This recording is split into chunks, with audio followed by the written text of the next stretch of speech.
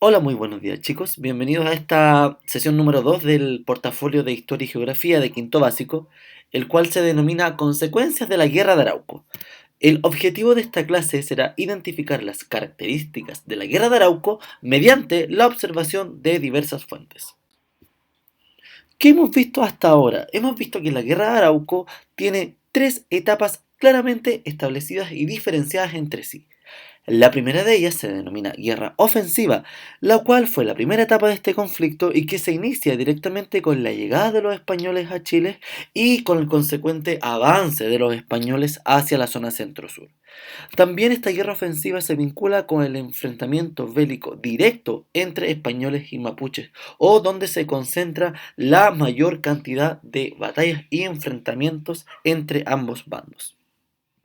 La segunda etapa se denominaba la guerra defensiva, la cual, tal cual como les he dicho, es la segunda etapa de este conflicto y que se inicia luego de la batalla de Curalaba, en donde se buscó conquistar a los mapuches por medio del idioma español y también por la evangelización y la fe.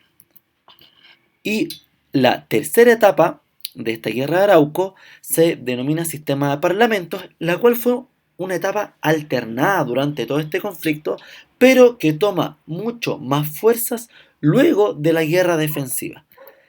Y se centra este sistema de parlamentos en el encuentro y diálogo entre españoles y mapuches para poder buscar acuerdos y consensos. Esto es un modo de un resumen de lo que vimos en la primera sesión de portafolio.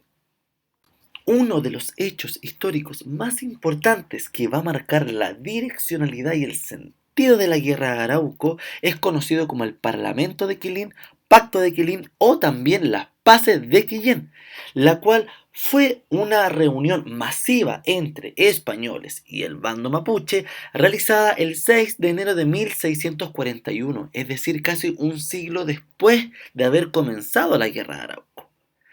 Esta reunión, este parlamento de Quilín, este encuentro y diálogo entre ambos bandos, estableció el reconocimiento y soberanía de la nación mapuche. Se indicaba que el Estado mapuche como tal existía y era un Estado independiente. ¿Y quién hacía este reconocimiento legal? El Estado español. Va a ser la primera vez que los españoles van a reconocer a una comunidad aborigen como una nación libre e independiente del territorio americano. No le ocurrió a los aztecas, no le ocurrió a los incas, no le ocurrió a las otras culturas precolombinas que tuvieron el contacto con los españoles, pero sí, gracias a haber realizado un conflicto armado y haber transcurrido 100 años desde que comenzó la guerra de Arauco, es que se busca llegar a un consenso, y este consenso se denomina el Pacto de Quilín. Y en este acuerdo, como les digo, se reconoce la soberanía e independencia de la nación mapuche. No obstante, y a pesar de haber llegado a un acuerdo en el Parlamento de Quilín, el conflicto siguió escalando y no necesariamente finalizó. Y este conflicto va a seguir desarrollándose en diferentes ámbitos a lo largo del siglo XVIII y el siglo XIX. Sabemos que en el siglo XVII los parlamentos y batallas entre ambos bandos siguieron aumentando a pesar de la presencia o a pesar de haber desarrollado este parlamento de Quilín, donde ambos bandos sufrirán grandes pérdidas. En el siglo XVIII, sumado también a los conflictos, aparecen nuevas formas de nexo y conexión entre mapuches y españoles, principalmente lo que se vincula con relaciones de frontera, que también va a ser una forma de conquista secundaria o implícita. Y en el siglo XIX, incluso posterior a la independencia de Chile, estos conflictos directamente de la guerra de Arauco no fueron zanjados en su totalidad, lo que también se va a producir en un conflicto mayor que va a ser conocido como la ocupación de la Araucanía, en donde el Estado chileno, después de haber logrado su independencia, va a ocupar militarmente los territorios del sur de Chile, Temuco y principalmente los terrenos que estaban ubicados en la región de la Araucanía. Otra de las consecuencias vinculadas a la guerra de Arauco se relaciona con el aspecto demográfico. ¿Qué pasa con la población luego o en el transcurso de este conflicto?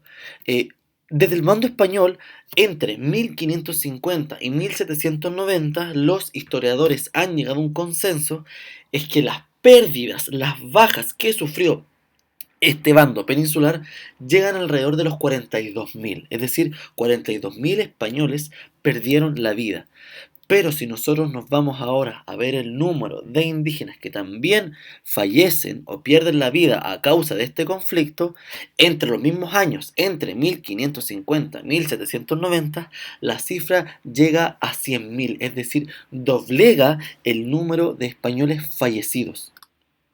Entonces, en total, las pérdidas humanas que deja este conflicto son alrededor de 142.000 personas a lo largo de todo el transcurso que se desarrolla la guerra de Arauco. Otra de las consecuencias demográficas se vincula con el aumento considerable de la población mestiza. ¿Por qué? Porque la gran llegada de integrantes del ejército español al territorio en conflicto, sumado también con el contacto con las poblaciones aborigen, va a aumentar el número de población mestizas presentes en todo el Gualmapu, en este territorio que abarcaba también nuestro país, como también el sector trasandino, el sector argentino.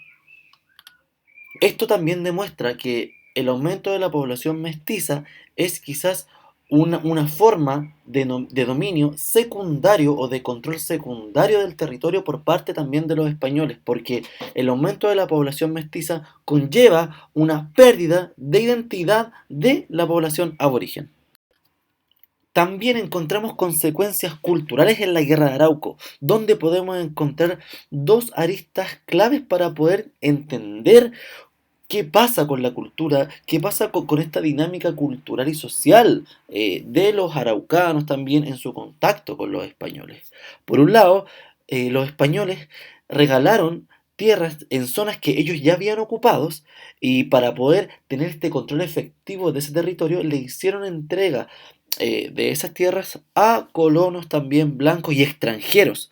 Y esto contribuyó a que en ese territorio se llevara a cabo una mixtura cultural también y una pérdida de identidad del sector araucano, de la comunidad araucana, lo que provoca continuos desencuentros entre la población aborigen y las personas que estaban también ocupando estos territorios.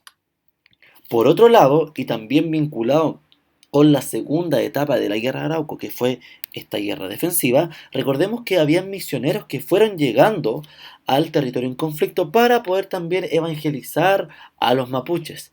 Y sí, es verdad, hay una gran cantidad de mapuches que fueron también adaptando y tomando estas tradiciones religiosas también que venían entregando estos misioneros. Y eso hizo que estos mapuches fueran abandonando sus antiguas creencias y fueran adquiriendo, por un lado, el lenguaje español en conjunto con estas creencias, aunque no completamente. También bajo este contexto hubieron mapuches que tomaron cierta educación que era entregada por estos misioneros y también esto contribuyó a una pérdida de identidad cultural del territorio también que estaba en conflicto.